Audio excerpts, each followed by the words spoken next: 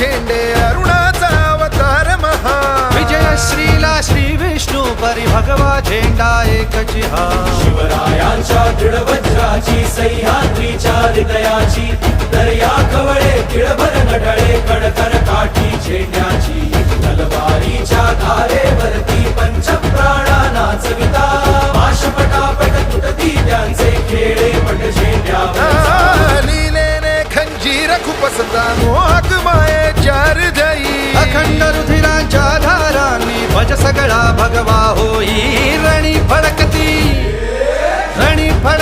लाखो झेंडे